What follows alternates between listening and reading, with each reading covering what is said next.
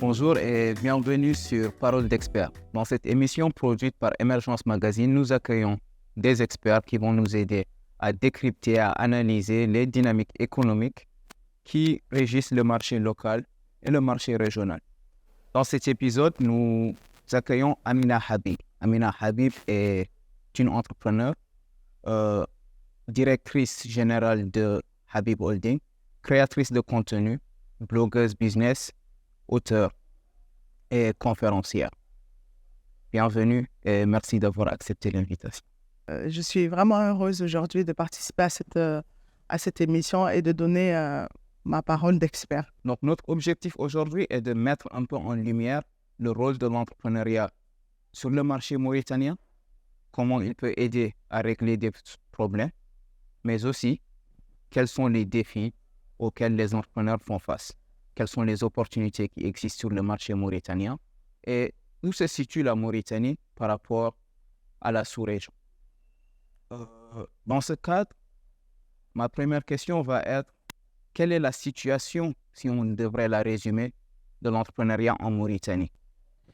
Moi, quand je vais répondre aux questions sur l'entrepreneuriat en me focalisant en tout cas sur la comparaison avec la sous-région et même les autres pays africains, puisque je visite souvent les autres pays africains et j'entreprends même avec des gens dans les autres pays africains.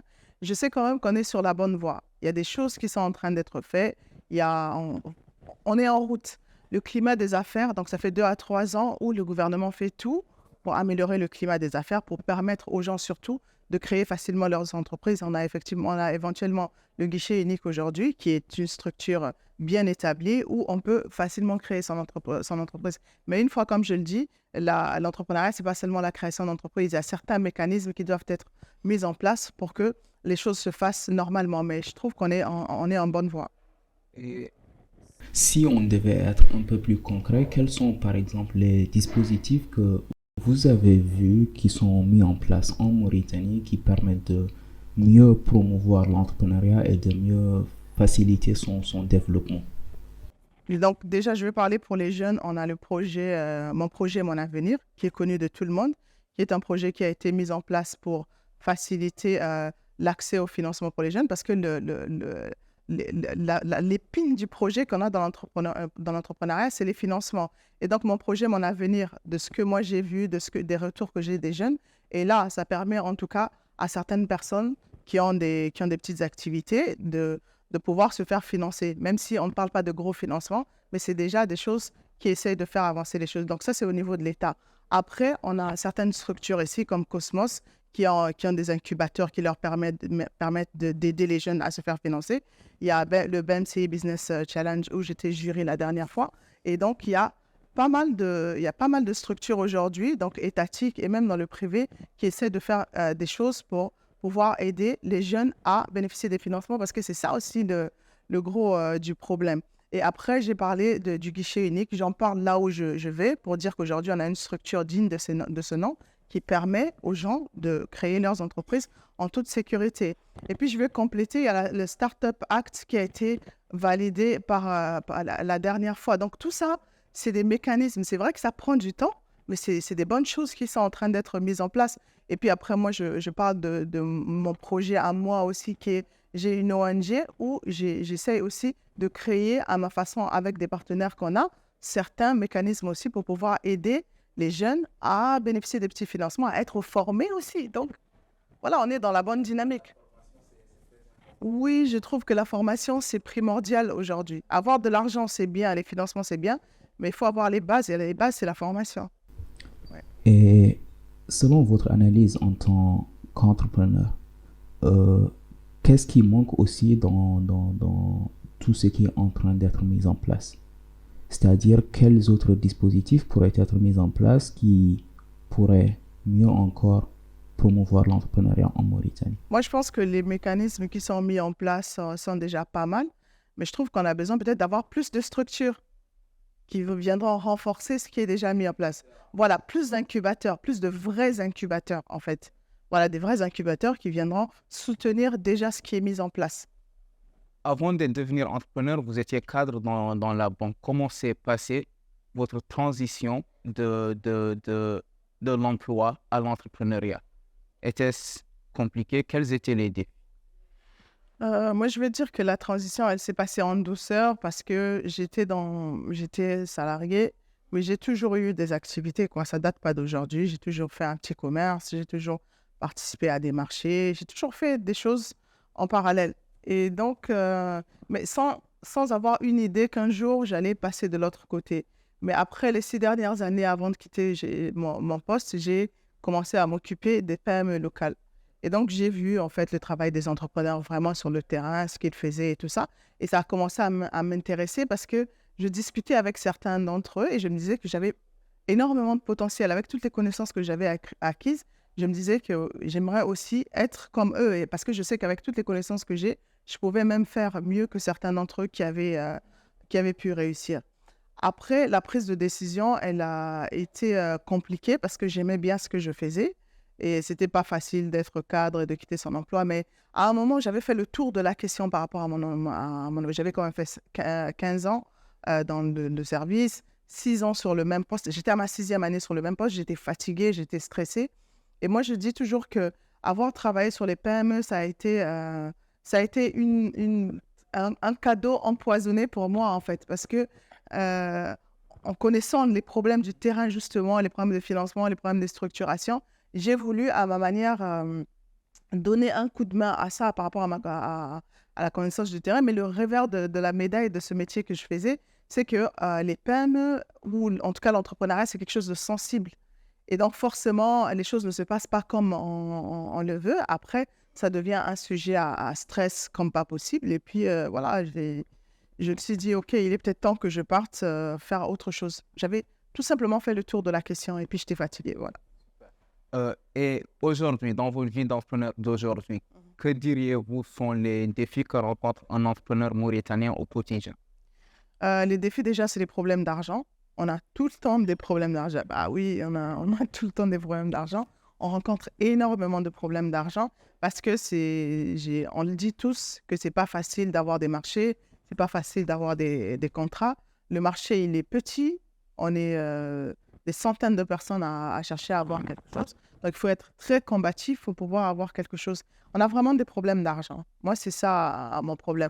Sans compter aussi que le fait que je sois une femme, je ne me victimise pas. Je n'aime pas dire que je suis victime parce que je suis une femme. Je trouve au contraire que j'ai beaucoup de chance de travailler dans un environnement où les hommes sont très bienveillants envers moi. À chaque fois que je demande quelque chose, ils m'encouragent à faire ce que je suis en train de faire. Mais je dis que le fait d'être une femme, ça fait qu'il faut travailler 2 fois plus pour prouver ses compétences, pour prouver qu'on a raison d'être sur ce marché-là.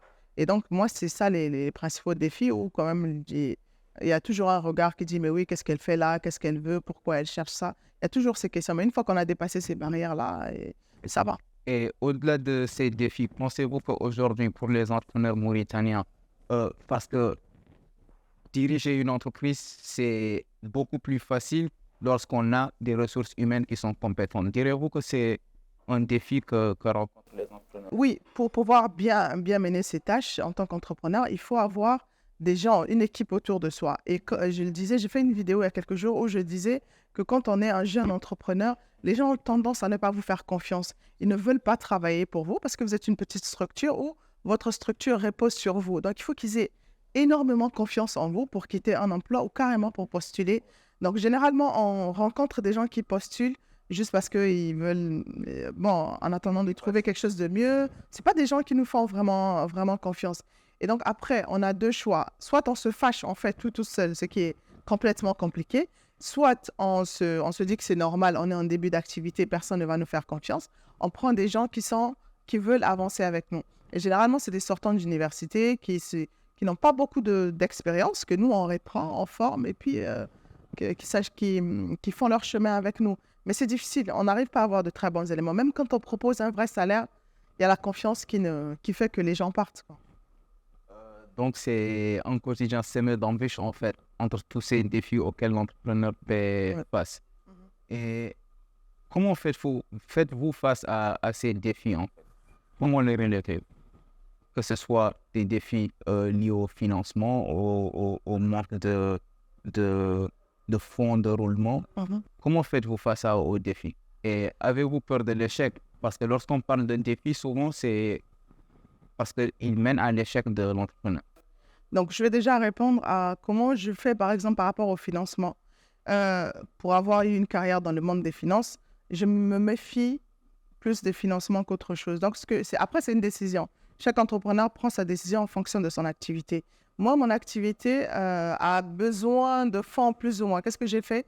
J'évolue à mon propre rythme pour ne pas aller dans une banque à chercher. J'ai un rythme auquel je me fixe. Voilà, je gère mes propres finances pour éviter vraiment, si je peux ne pas prendre de financement quelque part, je ne le fais pas, ou en tout cas le prendre que quand il sera... Donc, j'ai un rythme, un plan d'action avec lequel j'évolue tout doucement. Ça ne me pose pas de problème. Et par rapport aux ressources humaines, comme je vous ai dit, après moi, je fais des choix aujourd'hui d'employer des jeunes sortant d'université sans expérience. Moi, je leur fais confiance, je leur apprends le métier.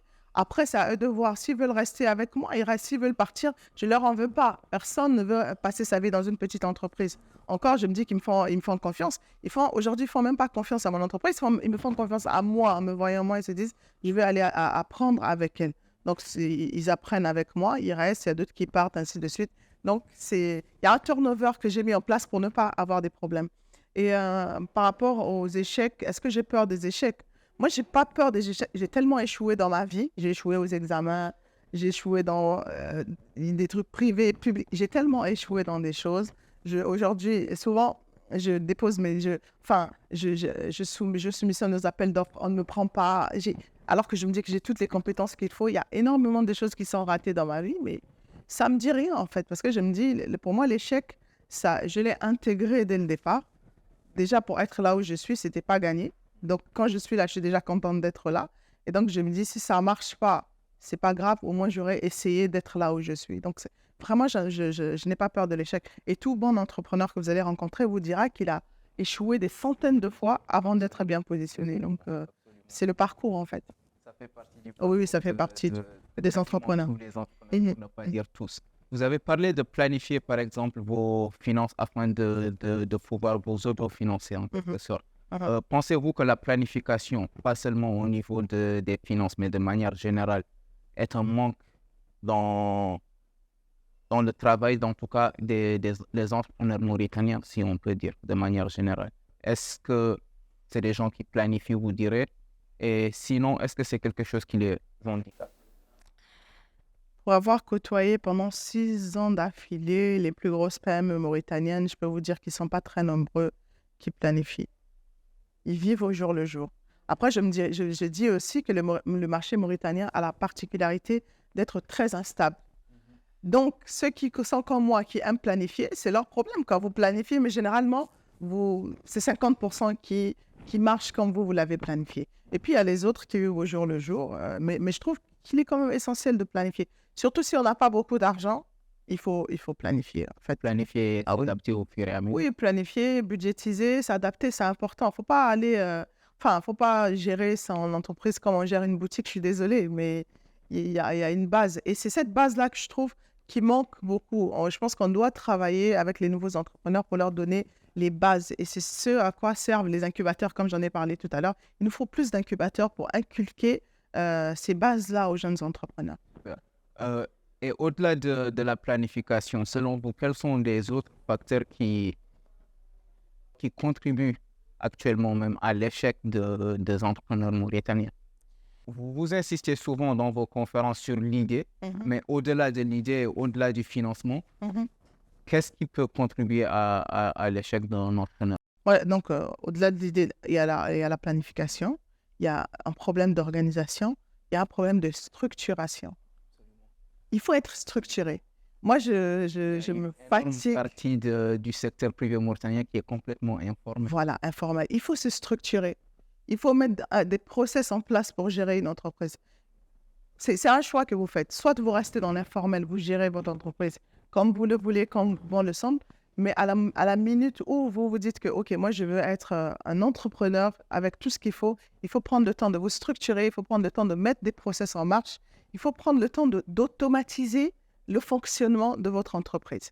De telle sorte que l'entreprise, même quand vous n'êtes pas là, enfin, que ce soit une institution, en fait, qui continue à vivre, qu'il puisse y avoir de la continuité. Et tant que nous n'aurons pas appris à faire travailler nos entreprises personnelles comme des institutions je pense qu'il y a un gros problème. Il faut structurer, donner une valeur, une certaine valeur. Parce que quand vous mettez les process en marche, quand tout travaille comme une institution, mais ne vous en faites pas, les gens vous feront confiance. Parce que je pense qu'il faut arrêter d'avoir des entreprises qui reposent sur la personne. Moi, je peux partir 1 mois ou 2 mois, ce que je fais ne s'arrête pas. Parce que j'ai travaillé de telle sorte. Après, je dirais que j'ai eu la chance d'avoir une expérience professionnelle qui me permet d'avoir cette approche-là. Mais aujourd'hui, avec mon cabinet de consulting, je permets à certains chefs d'entreprise de mettre des process en marche, de pouvoir gérer leurs entreprises de telle sorte que tout ne repose pas sur soi.